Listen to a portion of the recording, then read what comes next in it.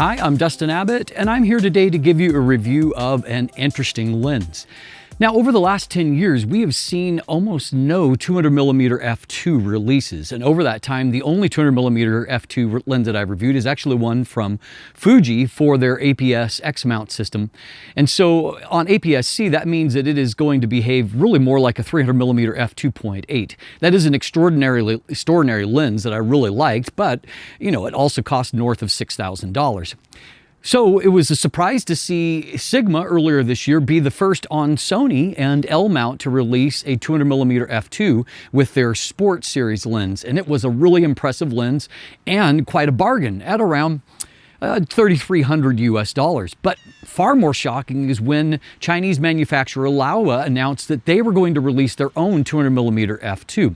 This obviously is well outside the scope of what Laowa has done in the past. They've primarily been known for wide-angle lenses and also for some unique macro lenses. They have started to do autofocus, but only within the last couple of years and only on wide-angle lenses. And so engineering autofocus for a wide-angle lens where most things are in focus most of the time is a very different reality than engineering a 200mm f2 where depth of field is incredibly shallow. So Laowa has definitely upped their game in what they're going after here. Have they managed to pull it off? Well, that's what we're going to explore here today. One thing we know for certain is that this lens is a tremendous value. It is the first sub $2,000 200mm f2 autofocus lens. And while it is barely sub 2,000, it is there. And so that makes it an intriguing option for those of you that really want the look of a 200mm f2 lens, but don't necessarily have the budget to afford a much more expensive one. So today we're going to explore whether or not this is the lens that you should consider. First of all, I do want to disclose that this lens was loaned to me by Laowa for this review. It will be going back to them at the end of the review, and they have had zero input in this review. My findings are my own. This is a completely independent review. Let's jump in and take a look. So this lens will be available in Sony E-mount, which I'm testing here, Nikon Z-mount, and then interestingly Canon EF mount, which while that's a DSLR era mount, it is very easy to adapt to a lot of different platforms. The one difference is that the EF mount will not have this filter holder. And again, that's because it has to have a different kind of flange distance because it's going onto a camera with a mirror. So let's start by taking a look at that filter holder. We have the ability to use 43mm filters in this filter holder, and so that allows you to avoid dealing with the big 105mm filters that would need to go up front. And what's more, you can actually rotate those filters. It does come with a UV filter there, probably just part of the optical path, but you can rotate that filter if you had a circular polarizer or a variable ND filter there. And by the way, you can get a kit of an ND8, an ND64, ND1000, and a circular polarizer, a kit for just $60 from Laowa. And so that's really quite a great price for that. Now, this lens, unlike the Sigma that was released this year, does not have built-in lens-based optical stabilization. So you're going to have to rely upon whatever is in your camera. That could be a potential factor for some people if your camera is not so equipped. As mentioned up front, the big filter threads here are 105mm, and like is often the case with lens hoods for lenses with big diameter like that, this lens hood relies on a tension clip here rather than bayoneting on. I will note that the finish on this hood is clearly going to be prone to marking. You can see it's already marked up. I don't know how much traffic this loaner has had already, but the fact that it's already showing a lot of marks isn't necessarily encouraging about the finish that is going to go on there. The lens hood itself is relatively lightweight, as we'll see in just a moment, but one thing I do miss from it is that it doesn't have the actual rubberized front edge, because often you're going to want to set it like this, and I like it better when there's that kind of soft touch approach there. As far as the actual size and weight here, the lens is 118mm in diameter and 174.8mm long, so basically 175mm, and by my own weights, it weighs in with the tripod foot removed, it weighs in grams or 3.92 pounds. If you add the foot back on, it is 1,881 grams. Then if you add the hood in there, it's a total of 1,997 grams. So basically 2 kilograms with the hood attached there. So it's not lightweight because everything here is made of metal. And we've got this unique finish that is Laowa. It's kind of between a blue and a purple color.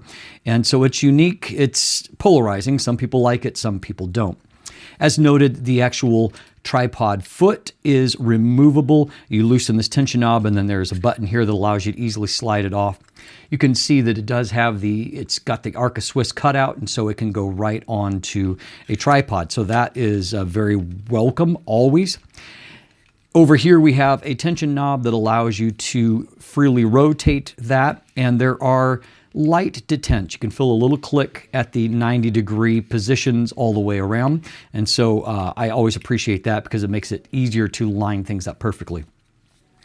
We do have a manual aperture ring here, and so you can have a choice of having clicks at 1/3 stop detents. There is a declick option, and so that you can rack through it smoothly to do aperture racking. A little bit more weight than maybe what I would like sometimes on that, but it moves smoothly enough.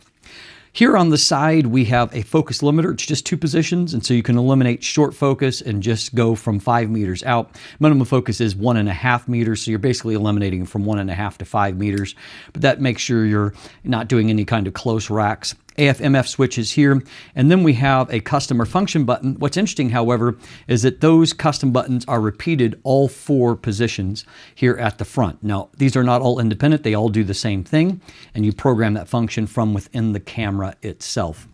There is no iris lock here, and the aperture iris has 9 rather than more blades. You can see what that looks like, and also see that, unfortunately, you start to see the shape of those blades pretty quickly.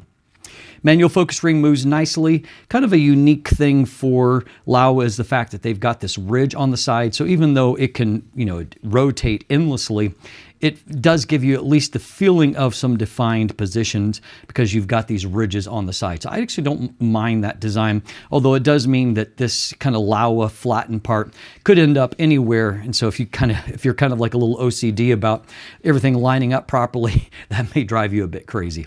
Minimum focus distance, as mentioned, is 1.5 meters, and you have a maximum magnification of 0.15 times at that point. There is a weather sealing gasket here at the rear and some gaskets inside, along with a coating on the front element to help with weather resistance. Overall, it is a nice looking, nicely made lens. Relatively compact for a 200mm f2, but certainly not overly lightweight because of that all metal construction. All right, let's talk autofocus. Now, in this case, Laowa doesn't actually, at least as far as what I've seen, actually disclose what type of focus motor we've got going here. I suspect it is an STM type focus motor. And in this case, unfortunately, I feel like it's maybe a little underpowered for the task, the kind of Herculean task that a lens like this has to take on. When it comes to focus speed back and forth, just in like my standard test, the focus speed is really not too bad. You can see that it moves back and forth, not with the speed that we saw from the Sigma 200mm f2, but moving back and forth with a reasonable pace here. So no major concern there. And when it came to shooting things like an event setting in a church, I shot with it and I got well-focused results, good accuracy there. Likewise, in a portrait session, all of my results were pretty much flawless. The challenge is going to be that if you try to take on any kind of fast action, where the focus system is just not quite reactive enough to give you consistent keeper rates. And so I would say that in those situations, if you want to shoot sports or something with fast-moving action, I think that you would probably be better served with the Sigma lens. At the same time, if you are a portrait photographer, a wedding photographer, I think that this lens is going to serve your needs just fine. And I just think you need to be realistic about how you're going to use the lens, and at least for stills, that will help to determine whether or not the Laowa is going to work for you. Now, on the other side of the equation, when we talk about video, once again here, I feel like the biggest challenge is in the reactiveness of the focus motor. You can see here where I used my hand to kind of force focus changes back and forth, that what ends up happening there is that there is a bit of some focus racking, sometimes in the wrong direction, and it seems like it takes a few seconds for inertia to build up before focus moves where you want it to go. And so it's not probably reactive enough for, again, for active type video. At the same time, when I just kind of, moved approaching the camera, as you can see here, it seemed to stay up with my face, no problem. When I ducked out of frame or stepped out of frame, it picked me up with fairly good quickness, picking me back up. And so I don't have any major concerns on that front. And I've been filming all of these outdoor segments with the lens, and you've probably noticed that focus is fine, even if contrast, as we're shooting these kind of close-up shots that are kind of the nature of a 200mm f2, you can see that at f2, contrast isn't off the charts. But as far as what the focus is doing, it seems to be doing okay in this kind of situation.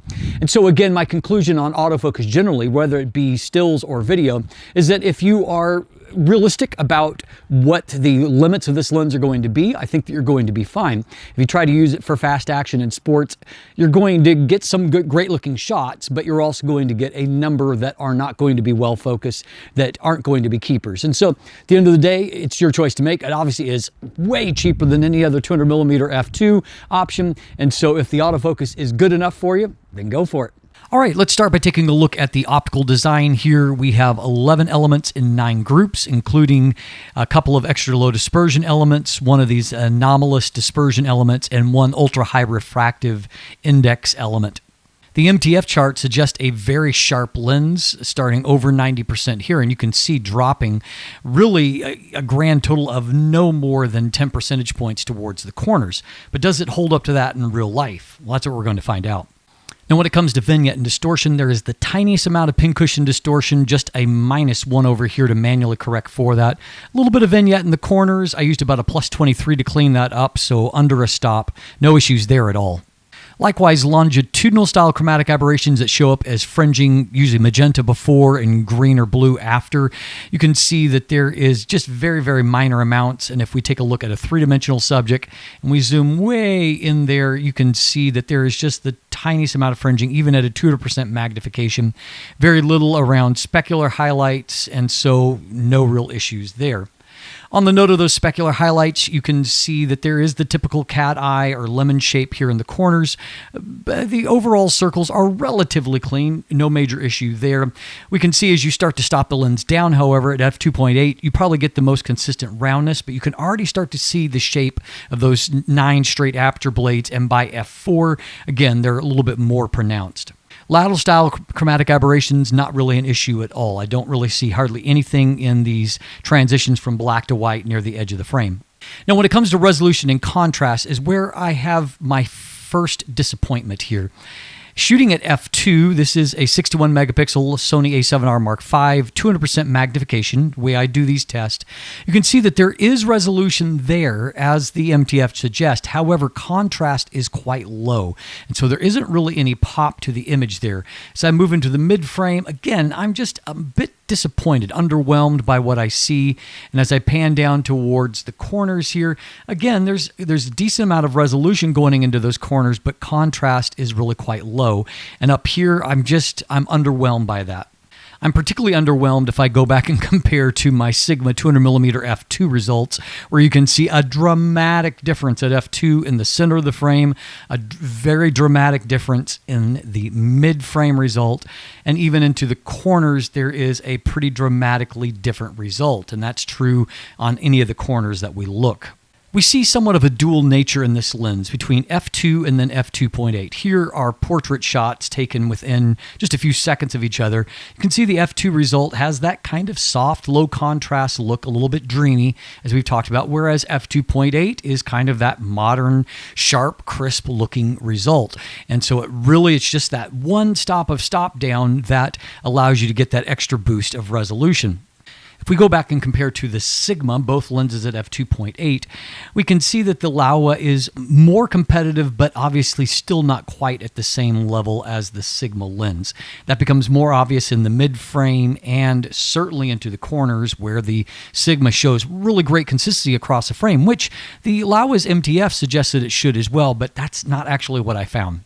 If we stop the lens on down, we get a little bit more in the center of the frame at f4, but as we stop on further, we don't really see it in the center of the frame. If anything, there's a mild regression there, but what we do start to see is more consistency into the mid-frame result, which you can see on both sides here. But then probably at f8 is where we're finally starting to get what I would consider to be a good, if not great, center performance. Now by f11, you're going to start to see some softening due to the effects of diffraction. By f22, which is the minimum aperture, you can see that has become much more pronounced. Now, as we saw earlier, our minimum focus distance and thus is 1.5 meters. Maximum magnification is 0.15 times.